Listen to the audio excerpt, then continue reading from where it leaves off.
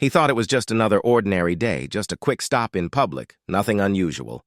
But in moments, that ordinary day twisted into a nightmare of humiliation. Strangers' eyes burned with judgment. Whispers filled the air, and in the center of it all, one young man was singled out. Not for what he did, but for who he was. What happened in those minutes didn't just wound his pride, it left scars on an entire community. And when the truth came out, it forced everyone to face a reality far too many tried to ignore. How could something so cruel happen in plain sight? It started like so many other days, simple and unremarkable. Marcus, a bright 17-year-old with an easy smile, was headed to the mall after school. For him, the mall wasn't just a place to shop, it was an escape from textbooks, a chance to wander store aisles, flip through sneakers he couldn't quite afford yet, and grab fast food with friends. On this day, though, he walked in alone, earbuds dangling, steps light, carrying only the kind of confidence teenagers carry when the world still feels wide open. But there was something else in the air that afternoon.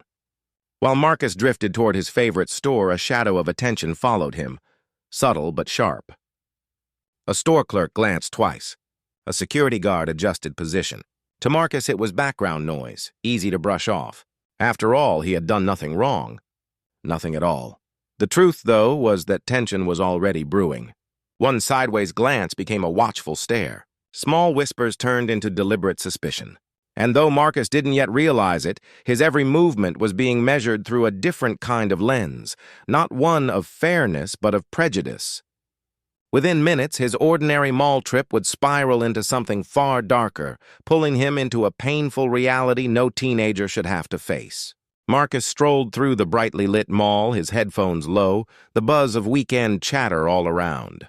To him, it was just background noise. But to others who had already decided how they saw him, Marcus wasn't just another teenager. He was a problem waiting to happen. Eyes followed him in every store he passed. Cashiers shifted uneasily when he stopped to look at displays. Security guards communicated with quiet gestures, their walkie-talkies buzzing faintly. What Marcus couldn't hear were the assumptions already forming. To them, his very presence was suspicious. The hoodie he wore wasn't fashion, it was a warning sign. His smile wasn't a glimpse of youth, it was arrogance. In their eyes, he was guilty before he had even done a thing. Yet Marcus kept moving with carefree steps, unaware that every motion, every glance, was silently adding fuel to someone else's fire. He paused at a shoe store, his gaze fixed on a pair of sneakers gleaming under the lights. For a moment, he forgot the world, forgot the whispers. He just stared at the shoes he dreamed of one day wearing. Then it happened. A sharp voice cracked the air. "Hey you, step away from the display!" Heads turned instantly. Conversations froze mid-sentence. Marcus blinked, confused, as a guard advanced on him. Shoppers' eyes widened, and within seconds, a crowd began forming. Heat rushed through Marcus's chest. He hadn't touched the sneakers. He hadn't broken a single rule. But none of that seemed to matter. The accusations came quickly, sharp, cutting, humiliating. The guard's voice dripped with certainty, as if Marcus's guilt was fact, not assumption. No evidence, no theft, just the weight of suspicion tied to his skin. His throat tightened as dozens of strangers stared, some whispering, others pulling out phones. Marcus tried to explain, tried to steady his voice, but it felt like shouting into a storm. Every word bounced back against a wall already built. The situation escalated faster than he could breathe. Another officer appeared, then another. Each step they took closed off Marcus's escape. The mall's open space suddenly felt like a cage. They demanded his backpack. They ordered him to stand still, and though Marcus's instinct screamed at him to walk away, to defend himself, he knew the unspoken truth. One wrong move and things could spiral into something much worse. The crowd swelled with curiosity. Some shook their heads in quiet disapproval, but most simply watched, capturing the moment, not intervening. For Marcus, every second stretched longer, each glare cutting deeper. What should have been a carefree afternoon now pulsed with fear, humiliation, and the creeping knowledge that he was trapped in a script he didn't write. And then, with one decisive action from security, The moment he dreaded came crashing down. An act so public, so degrading it would leave his life forever changed. The guard's grip tightened as he grabbed Marcus's arm, yanking him away from the sneakers as though he had been caught in the act. The sound of gasps rippled through the crowd. Marcus stumbled, trying to stay upright, his backpack pulled roughly from his shoulder. Items tumbled out. School books, a phone charger, a half-eaten snack, all spilling across the polished floor under the glow of fluorescent lights. But the humiliation didn't end there.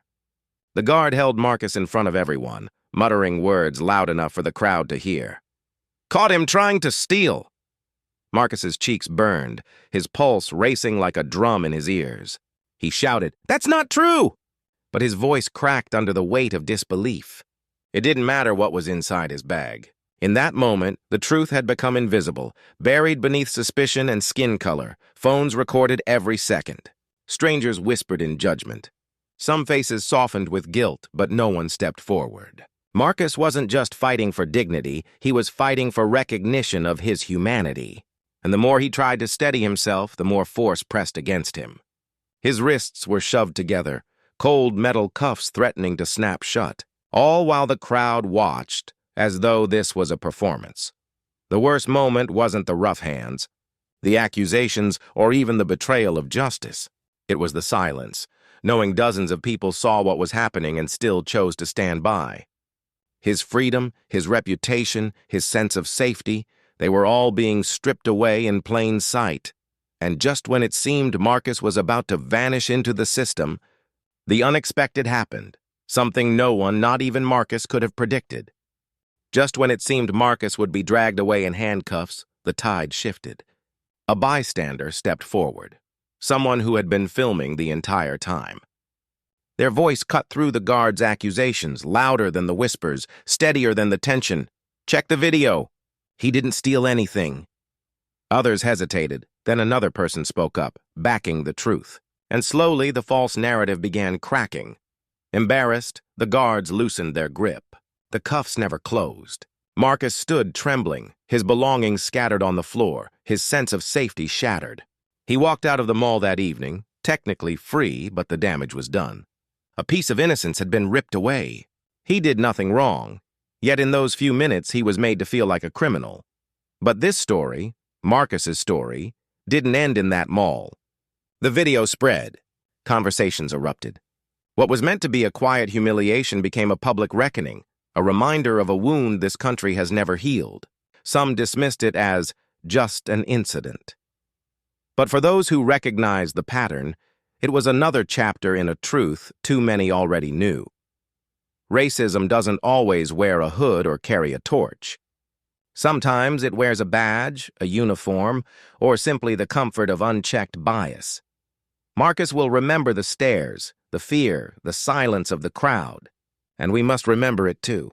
Because this isn't just about him. It's about the reality faced by countless others every single day. The question isn't whether Marcus's story matters. It's whether we'll let it keep happening. And if we do, what does that say about us?